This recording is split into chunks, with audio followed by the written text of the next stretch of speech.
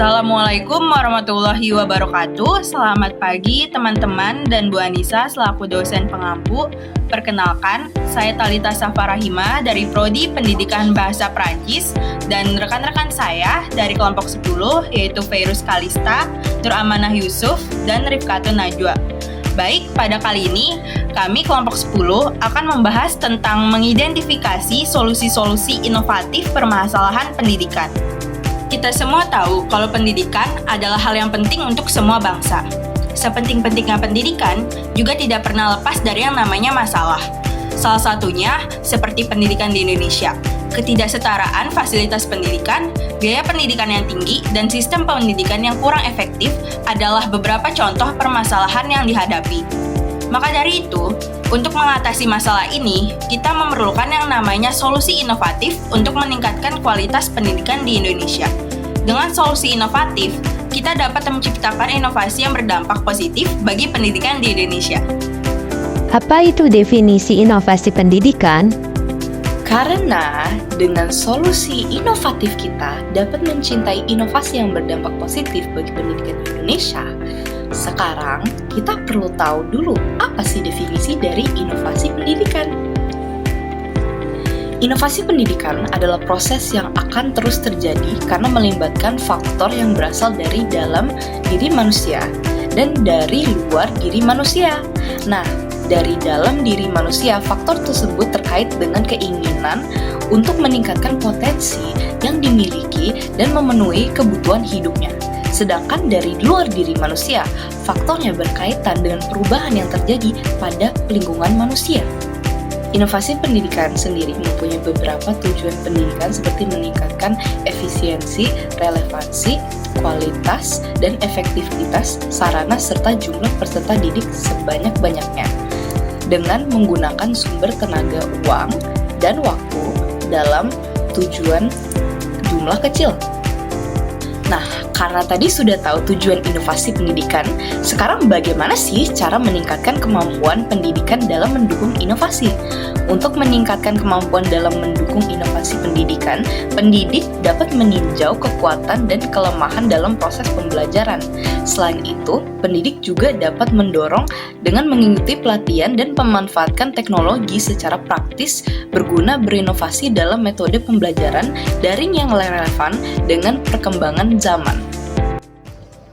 Nah, sekarang kalian sudah tahu kan bagaimana caranya meningkatkan kemampuan pendidik, lalu bagaimana jika dalam implementasinya inovasi pendidik terjadi hambatan? Nah, berikut cara mengatasinya, yaitu dengan cara menilai hambatan secara menyeluruh dengan mengumpulkan umpan balik dari berbagai pihak. Penting untuk menerapkan sikap positif dan pola pikir berkembang agar tantangan dapat dilihat sebagai peluang.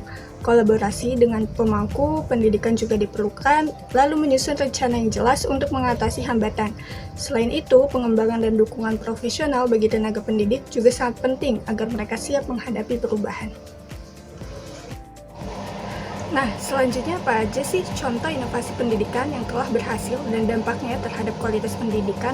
Contohnya dengan memanfaatkan teknologi informasi dan komunikasi dapat dimanfaatkan untuk membuat proses belajar menjadi lebih menarik, seperti aplikasi ruang guru, platform digital yang menyediakan video pembelajaran adaptif dan interaktif, karya Karsa yang merupakan platform berbasis web dan aplikasi yang menghubungkan kreator dengan penikmat, gamification yaitu pengguna unsur permainan seperti poin, level, dan kompetisi. Dampak inovasi pendidikan dapat dirasakan oleh guru, siswa, kurikulum, fasilitas, maupun masyarakat.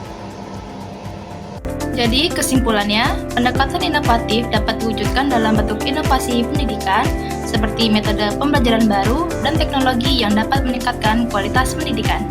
Dengan inovasi yang tepat, pendidikan Indonesia dapat berkembang sesuai dengan kebutuhan zaman dan mendukung kemajuan bangsa. Inovasi pendidikan ini mencakup gagasan, metode dalam proses belajar mengajar, namun implementasinya seringkali dihadapkan pada hambatan. Oleh karena itu, identifikasi dan penyelesaian hambatan yang sudah dijelaskan sebelumnya sangat penting agar inovasi dapat berjalan efektif. Nah, untuk sarannya yaitu yang pertama, 1. Pengembangan keterampilan pendidik.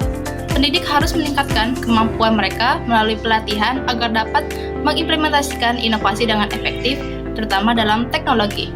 Lalu yang kedua, kolaborasi dan komunitas belajar.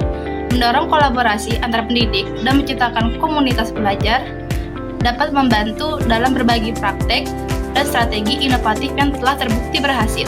Selanjutnya, yang ketiga, pendekatan terhadap hambatan. Mengidentifikasi hambatan dengan pendekatan yang positif dapat membuka peluang untuk menemukan solusi baru. Dan keempat, pemanfaatan teknologi. Mengintegrasikan teknologi dalam proses pembelajaran harus dioptimalkan untuk menciptakan pengalaman belajar yang lebih menarik bagi siswa. Dan yang terakhir, kelima, evaluasi berkelanjutan. Melakukan evaluasi sangat penting untuk memastikan bahwa tujuan pendidikan tercapai dan untuk melakukan perbaikan yang diperlukan.